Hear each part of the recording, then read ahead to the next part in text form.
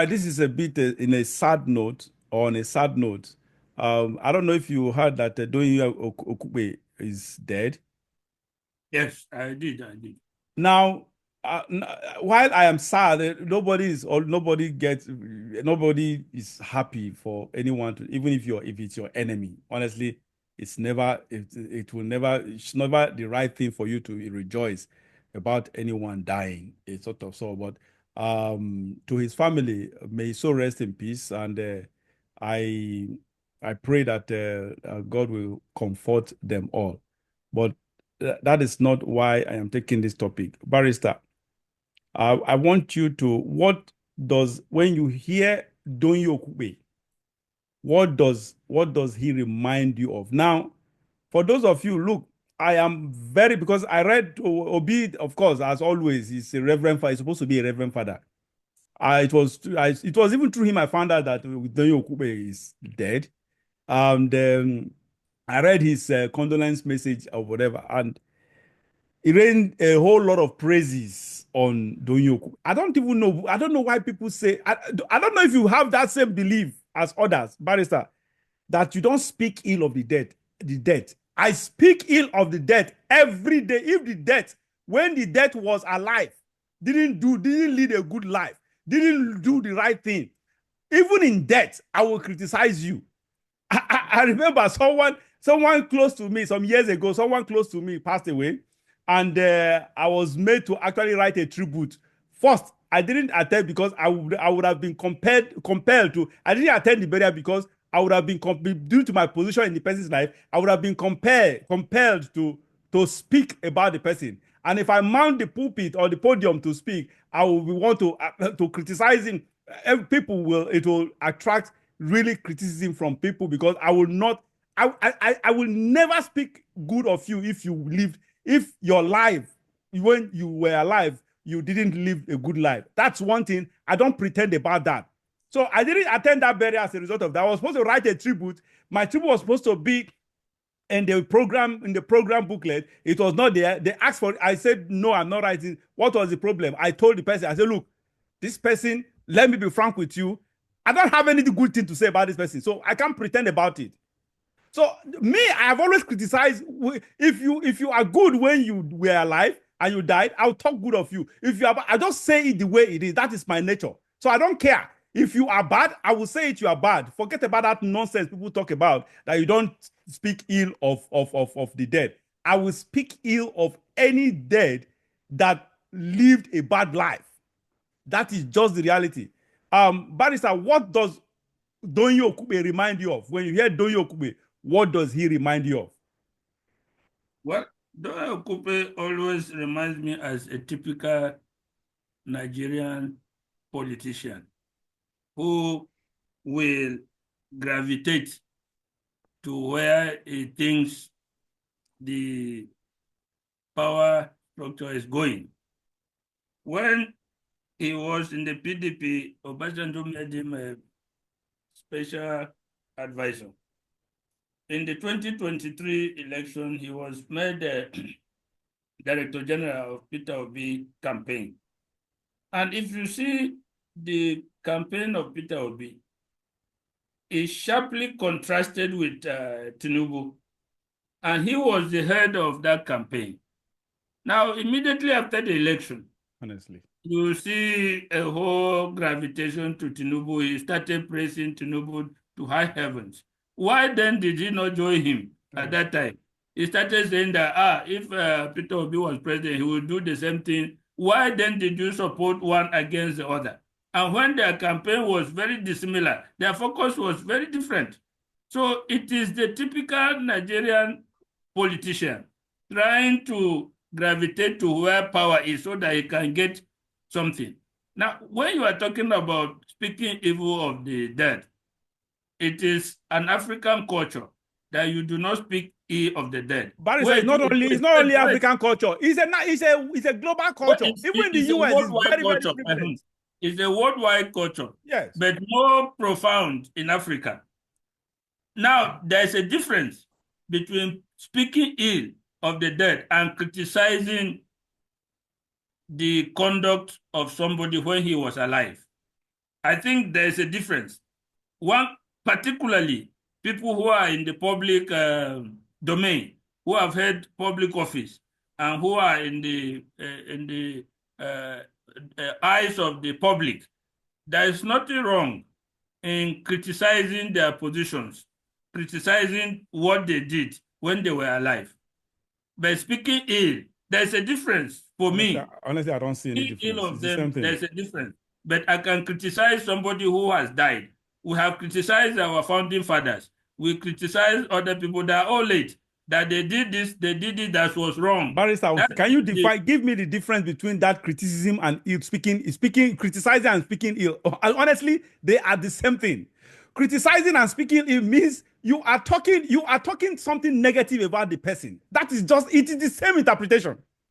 not Negative. really, not really. If you are bringing his bad record, it is speaking ill. It is negative to him, to his person.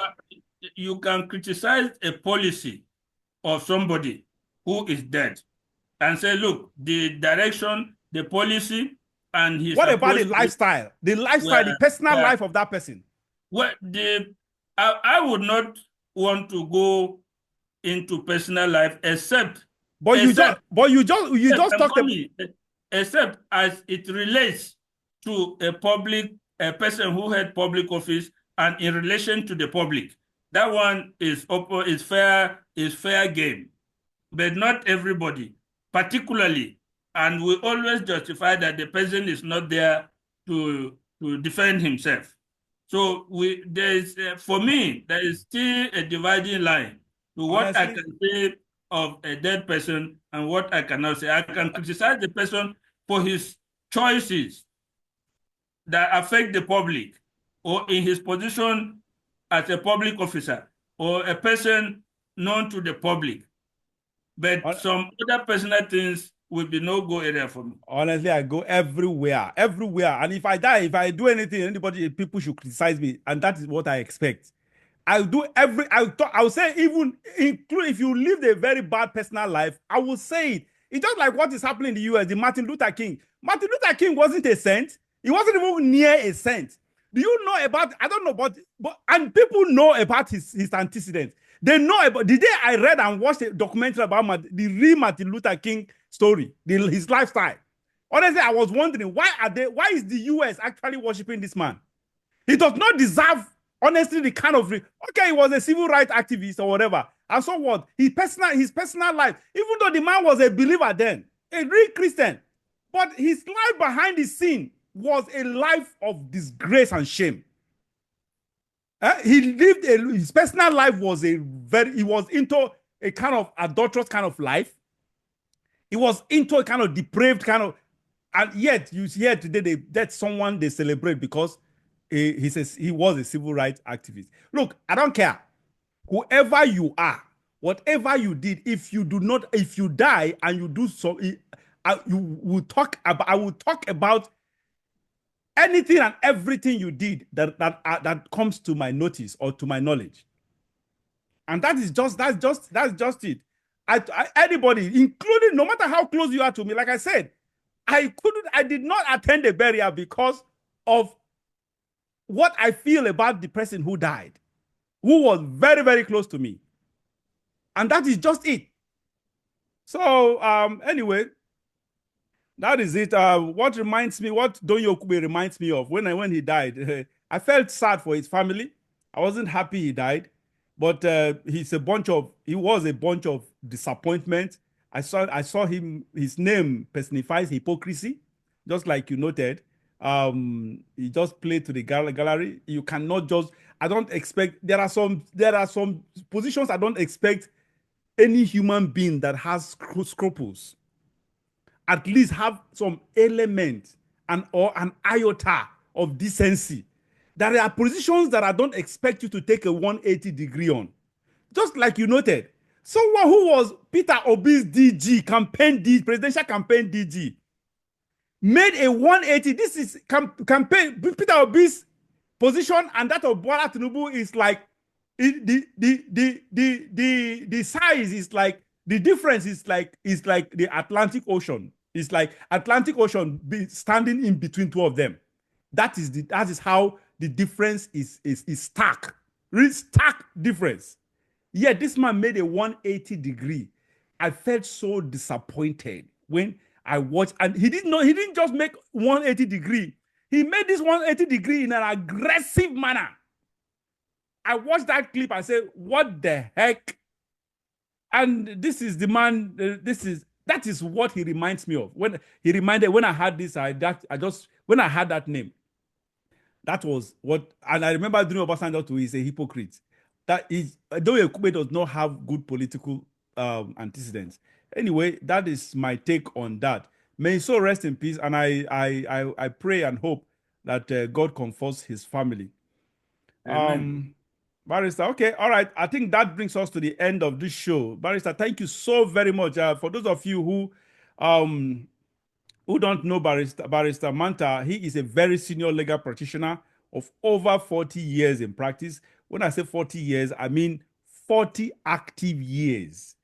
This is all he does. So for someone that is a specialty, just like we have in medicine, you have someone that is a general practitioner and someone that is a specialist in has a specialty as as a doctor. You know the difference. A general practitioner cannot know much of what an optician knows. A sort of so that is just so. Barrister Manta is grounded in law for 40 active years, over 40 active years in law. This is what he's done all his life. So he is an icon. I consider him an icon, someone I respect his interpretation of law. He's a conservative lawyer, and I consider him. I don't know if we have whatever in Nigeria, but we shall be talking about I think subsequently I'll create time for us to talk about the legal compare the US and Nigeria's legal jurisprudence. I want us to compare both of them or whatever. So we shall be doing that in subsequent episode. I think I'll make out a time for us to talk about the difference, sort of. So I consider like someone where in my current location, Barrister Manta can be considered as a conservative lawyer, and that is just Barrister. Thank you once again for Thank you. creating time to be here. God bless you. All right, viewers, see you again next time, and remain blessed.